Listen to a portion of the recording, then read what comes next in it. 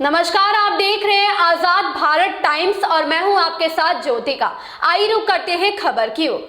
बाराबंकी जनपद के ग्राम कुर्सी नई मार्केट में न्यू होप वेलफेयर सोसाइटी के द्वारा सद्भावना खिचड़ी भोज का आयोजन किया गया, जिसमें हजारों हिंदू मुस्लिम समुदाय के लोगों को खिचड़ी भोज कराया गया। आपको बताते चले कि न्यू होप वेलफेयर सोसाइटी के द्वारा बीते कई वर्षों से समाज हित में काम किया जा रहा है, जैसे राशन किट मुहैया कराना, बच्चों को शिक्षित करने में योगदान देना, गरीब कन्याओं की शादी कराना, गांव में हैंडपंप लगवाना, मंदिर मस्जिद के रंग रोगन व भंडारे का आयोजन करना, मृतक के दाह संस्कार का पूरा खर्चा उठाना, आपातकालीन स्थिति में निःशुल्क शव वाहन की व्यवस्था करना आदि। इसके अध्यक्ष वकास अहमद है, जो लगातार लोगों को हर जरूरी सामान मुहैया करते हैं और कई वर्षों से समाज हित में काम कर रहे हैं। हमारे सीनियर रिपोर्टर आफ्ताब आलम को दिए एक साक्षात्कार में संरक्षक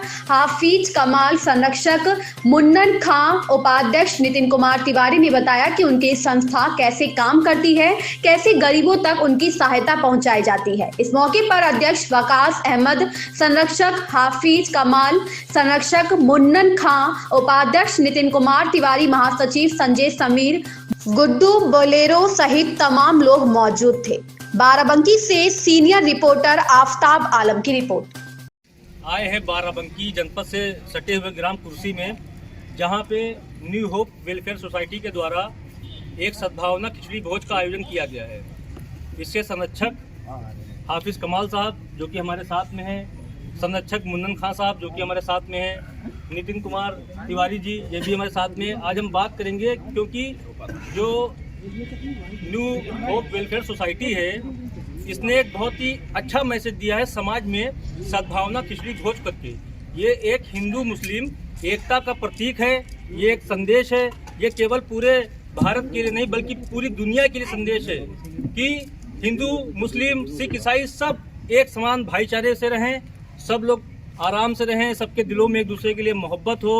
और दूसरी चीज़, ये जो फाउंडेशन है, जो ऑर्गेनाइजेशन है, इसका काम बहुत ज़्यादा है। इसका काम जो दिव्यांग हैं, जो हैंडीकैप्ड होते हैं, उनको उनके अस्त्र मुहैया कराना, जो सूट पहनते हैं, कोई बाइसिकल होती है, जिन बच्चियों की शादी नहीं हो रही होती है उन बच्चियों की शादी कराना, जो मौसमी फीवर होता है, मौसमी बुखार होते हैं, उनमें बहुत ज़्यादा योगदान रहा है। तो आज़ाद भारत टाइम्स जो है, ये आज़ाद भारत टाइम्स आपसे कई बार कह चुका है कि हमेशा हम लोग ऐसे लोगों को उजागर करते रहते हैं, समाज में सेवा का काम करते हैं। समाज के जो फरिश्ते होते हैं वो हाफिज कमाल साहब के रूप में होते हैं, समाज में जो फरिश्ते होते हैं मुन्नन खां साहब के रूप में होते हैं, समाज में जो फरिश्ते होते हैं वो नितिन कुमार तिवारी जी के जो उपाध्यक्ष हैं न्यू होप वेलफेयर सोसाइटी के, इनकी तरह होते हैं। तो आज हम बात करें, सबसे पहले बात करने की शुरुआत करते हैं हम कमाल अहमद साहब के साथ में। तो सर ये बताइए कि ये जो न्यू होप वेलफेयर सोसाइटी है, इसको आप जो चलाने के लिए इसको आपने रजिस्ट्रेशन जैसे कराया है, ये कैसे आपके थॉट आया दिमाग में, कैसे आपने सोचा कि हम गरीबों के लिए ये सोसाइटी करते हैं, कैसे आप बताइए। ये थर्ड सर मुझे उस वक्त मिला था जब हम बहुत छोटे थे और हमारे यहाँ मदरसे में एक पोएम पढ़ाई जाती थी। उस पोएम में एक शेर था जिसमें कहा जाता, हिंदू मुस्लिम सिख ईसाई आपस में हैं सब भाई भाई। लेकिन इधर कुछ दिनों से जो नफरतें बोई गई और जो हिंदू मुस्लिम में दरारें पैदा की गई, जो समाज को बिगाड़ने और समाज को ख़राब करने के जो रास्ते अपनाए गए, वो मुझे बहुत तकलीफ हुई। और उसमें जो सबसे ज़्यादा पिसा वो गरीब तबका। किसी अमीर को आपने सड़क पर मार खाते हुए नहीं देखा होगा, लेकिन गरीबों को मारा, कमज़ोरों को मारा गया। और आज हमारे समाज के अंदर कमज़ोर गरीब जो बेटियां, जैसे आपने जिक्र किया कि शादियां नहीं हो रही, उनके बारे में कोई नहीं सोचता। हर मोटा मुतमव्वल इंसान जो मालदार अपने आप को कहलाते हैं, वो सिर्फ और सिर्फ अपने बारे में सोचते हैं। और हमारे यहाँ ये है कि हम ये टेंट का इंतज़ाम है या उनके थोड़ा बहुत जो सामान ओढ़ने बिछाने का होता है वो होता है। बाकी का जो ऊपर का जो जहेज़ वाला मामला होता है उसमें हम शरीक नहीं होते, क्योंकि जहेज़ ये एक हमारे समाज की लानत है, जिसकी वजह से हमारी बहू बेटियां और बहनें हमारी कुंवारी रह जाती हैं और उनकी शादियों में देर होती है। इसलिए जहेज़ में हम किसी को सपोर्ट नहीं करते। हाँ, उनके खाने पीने में, मेहमान नवाजी में, उनके कपड़े लत्ते में, ओढ़ने बिछोने में, इन सब चीज़ों में हम उनका पूरा सपोर्ट करते हैं। वो जो भी खर्चा आता हो, 10-20 हज़ार आता हो, उससे ऊपर आता हो, कोई मसला नहीं है, वो हम लोग करते हैं। और अल्हम्दुलिल्लाह इसके ताल्लुक से समाज में हमसे गवाही मत लीजिए, इनसे गवाही मत लीजिए, उनसे लीजिए जिनके साथ किया गया है। मोमिन खान साहब, आप अपने ऑर्गेनाइजेशन के बारे में कुछ बताइए हमको कि जो बताते हैं कि आपकी ऑर्गेनाइजेशन जो वृक्षारोपण भी करवाती है, मतलब कहीं पे पेड़ लगवाना हुआ या कहीं पे जाना होगा, कोई परेशान है गरीब या कोई किसी को परेशान किया जा रहा है, तो इन सब चीज़ों में आपको कितनी सारी जहमतें भी उठानी पड़ती होंगी, बहुत सारी, और कितनी कठिनाई होती है, इस बारे में बताइए। यह समस्या तो आती है, लेकिन अब हमारा जो कुर्सी है काफ़ी पिछड़ा हुआ इलाका है, ठीक है। यहाँ एक जिम्मेदारी रही, तानाशाही रही, तो गरीब चाहे हिंदू हो चाहे मुसलमान हो, हर चीज़ से वंचित रहा, उसको नहीं मिल पाया, ना शिक्षा मिल पाई, ना स्वास्थ्य मिल पाया। तो इसीलिए हम लोगों की एक छोटी सी पहल है, लाडले भाई, नितिन और काफ़ी लोग इसमें मिले हुए हैं कि हम लोग शुरुआत करते हैं। समाज को हम लोग पूरा बदल तो नहीं सकते, लेकिन जहाँ तक मदद होगी हम लोग गरीबों की करेंगे।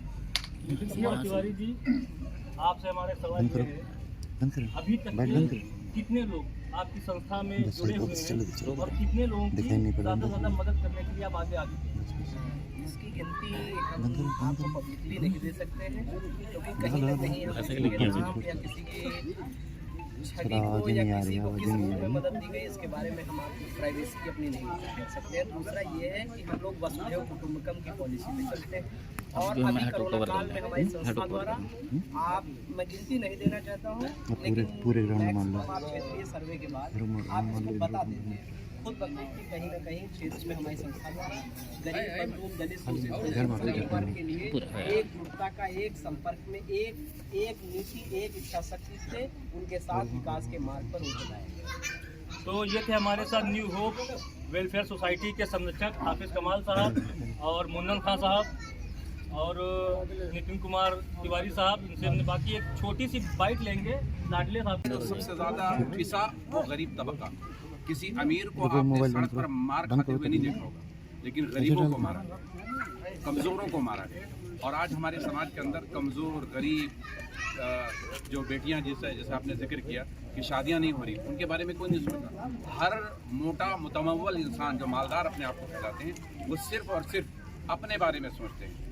और हमारे यहाँ ये है कि हम ये चाहते हैं कि हमारा समाज, हिंदू, मुस्लिम, सिख, ईसाई आपस में है भाई भाई। देखिए, ये मेरे पड़ोस में खड़े हैं पंडित जी और ये मेरे मुसलमान भाई हैं, है ना।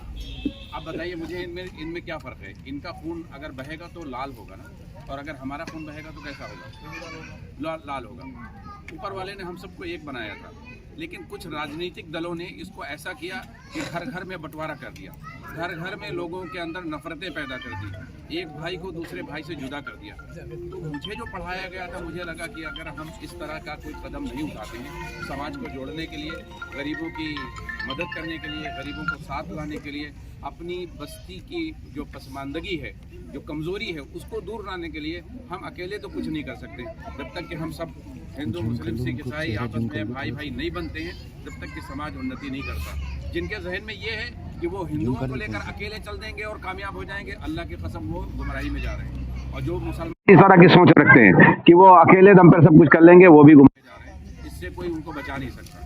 जब तक कि ये लोग, इंसान के जिस्म में दो हाथ होते हैं, अगर एक हिंदू है तो दूसरा मुसलमान है, अगर ये दोनों हाथ मिल के काम करेंगे तो समाज जुड़ेगा। और इसके अलावा फिर हमारे सामने कोई रास्ता नहीं है कि हम इस तरह के संगठन तैयार करें और लोगों को समझाएं और लोगों को बताएं कि ये समाज हमारा है और हम सब एक। तो ये बताइए, जैसे आप जो है, ये गरीब बच्चियाँ जो होती हैं, शादी नहीं हो पानी होती है गरीबी की वजह से, या कोई बच्चे हुए या बच्चों को पेरेंट्स हुए जो बहुत ज़्यादा गरीब है, इतना गरीब है कि वो अफोर्ड नहीं कर पाते कि हम उसको अपने बच्चों को स्कूल भेजें या अपनी बच्चियों की शादी करें।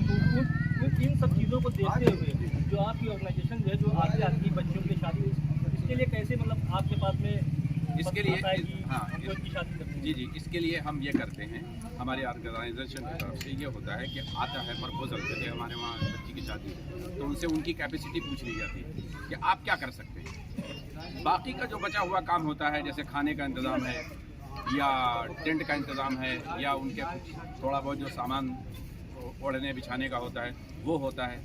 बाकी का जो ऊपर का जो जहेज़ वाला मामला होता है उसमें हम शरीक नहीं होते, क्योंकि जहेज़ ये एक हमारे समाज की लानत है जिसकी वजह से हमारी बहू बेटियां और बहनें हमारी कुंवारी रह जाती हैं कि आप क्या कर सकते हैं। बाकी का जो बचा हुआ काम होता है, जैसे खाने का इंतज़ाम है या टेंट का इंतज़ाम है या उनके थोड़ा बहुत जो सामान ओढ़ने बिछाने का होता है वो होता है। बाकी का जो ऊपर का जो जहेज़ वाला मामला होता है उसमें हम शरीक नहीं होते, क्योंकि जहेज़ ये एक हमारे समाज की लानत है जिसकी वजह से हमारी बहू बेटियां और बहनें हमारी कुंवारी रह जाती हैं और उनकी शादियों में देर होती है। इसलिए जहेज़ में हम किसी को सपोर्ट नहीं करते। हाँ, उनके खाने पीने में, मेहमान नवाजी में, उनके कपड़े लत्ते में, ओढ़ने बिछोने में, इन सब चीज़ों में हम उनका पूरा सपोर्ट करते हैं। वो जो भी खर्चा आता हो, 10-20 हज़ार आता हो, उससे ऊपर आता हो, कोई मसला नहीं है, वो हम लोग करते हैं। और अल्हम्दुलिल्लाह इसके ताल्लुक से समाज में हमसे गवाही मत लीजिए, इनसे गवाही मत लीजिए, उनसे लीजिए जिनके साथ किया गया। मुन्नन खान साहब, आप अपने ऑर्गेनाइजेशन के बारे में कुछ बताइए हमको कि जो बताते हैं कि आपकी ऑर्गेनाइजेशन जो वृक्षारोपण भी करवाती है, मतलब कहीं पे पेड़ लगवाना हुआ या कहीं पे जाना होगा, कोई परेशान है गरीब या कोई किसी को परेशान किया जा रहा है, तो इन सब चीज़ों में आपको कितनी सारी जहमतें भी उठानी पड़ती होंगी, बहुत सारी, और कितनी कठिनाई होती है इस बारे में। यह समस्या तो आती है, लेकिन अब हमारा जो कुर्सी है काफ़ी पिछड़ा हुआ इलाका है, ठीक है। यहाँ एक जिम्मेदारी रही, तानाशाही रही, तो गरीब चाहे हिंदू हो चाहे मुसलमान हो, हर चीज़ से वंचित रहा, उसको नहीं मिल पाया, ना शिक्षा मिल पाई, ना स्वास्थ्य मिल पाया। तो इसीलिए हम लोगों की एक छोटी सी पहल है, काजले भाई, नितिन और काफ़ी लोग इसमें मिले हुए हैं कि हम लोग शुरुआत करते हैं। समाज को हम लोग पूरा बदल तो नहीं सकते, लेकिन जहाँ तक मदद होगी हम लोग गरीबों की देंगे। तिवारी जी, आपसे हमारे सवाल ये है, अभी तक के कितने लोग आपकी संस्था में जुड़े हुए हैं और कितने लोगों की ज़्यादा से ज़्यादा मदद करने के लिए आप आगे इसकी गिनती हम आपको पब्लिकली नहीं दे सकते हैं, क्योंकि कहीं ना कहीं हम किसी के नाम या किसी के छवि को या किसी को किस रूप में मदद दी गई इसके बारे में हम आपको प्राइवेसी अपनी नहीं कर सकते हैं। दूसरा ये है कि हम लोग वसुधैव कुटुंबकम की पॉलिसी में चलते हैं और अभी कोरोना काल में हमारी संस्था द्वारा मैं गिनती नहीं देना चाहता हूँ, लेकिन मैक्सिमम आप क्षेत्रीय सर्वे के बाद आप इसको बता देते हैं खुद बदले कि कहीं ना कहीं क्षेत्र में हमारी संस्था द्वारा गरीब मजलूम दलित परिवार के लिए एकजुटता का, एक संपर्क में, एक नीति, एक इच्छा शक्ति से उनके साथ विकास के मार्ग पर उनको लाया गया। तो ये थे हमारे साथ न्यू होप वेलफेयर सोसाइटी के संरक्षक हाफिज कमाल साहब और मुन्नन खान साहब।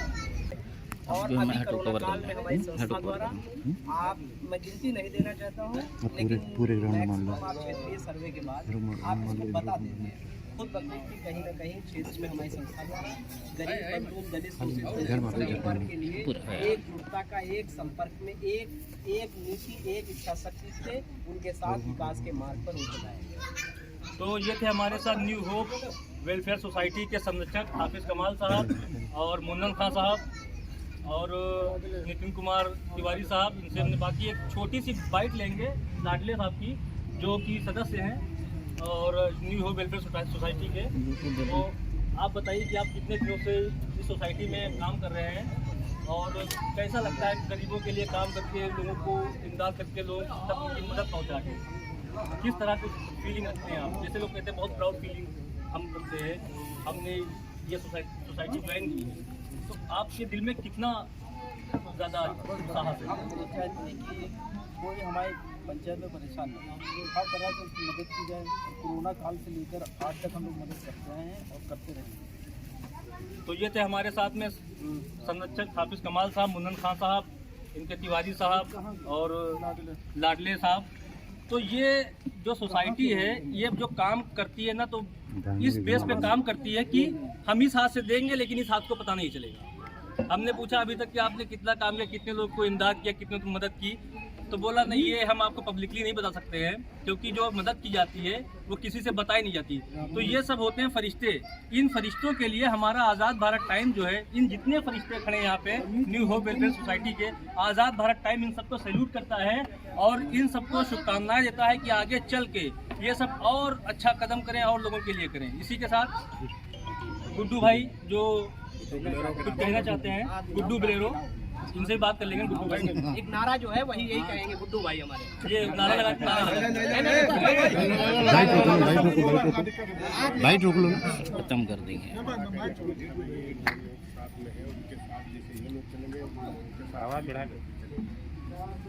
और हमारी यही एक सबसे रिक्वेस्ट है कि कोशिश करो ये संगठन जुड़ा रहे इसे करने में। अच्छा, इन सब का एक नारा है, जो नारा ये सब लगाना चाहते हैं हमारे चैनल के थ्रू दुनिया तक पहुंचाना चाहते हैं पूरे भारत में कि ये इस सोसाइटी का ये नारा है। तो हम चाहते हैं कि नारा लगा दें, उसके बाद में बात खत्म करवाते हैं।